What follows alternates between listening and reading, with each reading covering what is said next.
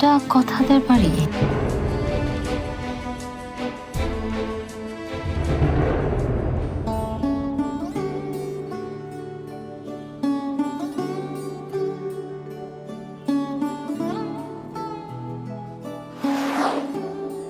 তোমাকে যা ভেবেছিলাম তুমি আসলে তা নও মায়া।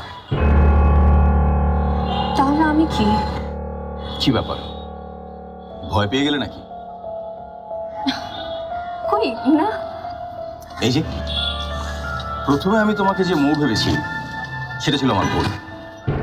তারপর আমি তোমাকে যা ভেবেছি আসলে তা না তুমি মায়া। তোমার চেহারার ভিতরে অন্য চেহারা। এতদিন পর্যন্ত অর্ধেক নারী আর অর্ধেক ঈশ্বরের কথা শুনেছি।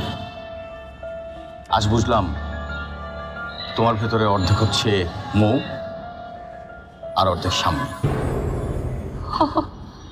তাই বলো?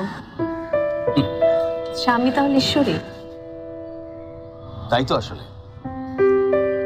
এত ভালো যার ভেতর, এত গুণ যার ভেতর সাজিয়ে রেখেছে, কোনো পঙ্কিলতা যাকে স্পর্শ করতে পারেনি সে তো ঈশ্বরী। তাহলে আমি কেন? জানো তো, মানুষ শুধু ঈশ্বর দিয়ে চলে না, মানুষের জন্য মানুষ লাগে। ঈশ্বরের উপাসনা করতে হয়, আর মানুষকে রক্তে মাংসে পাওয়া যায়। ঈশ্বর থাকে ওই আকাশের উপরে, তার মানুষ থাকে হাতের নাগালে।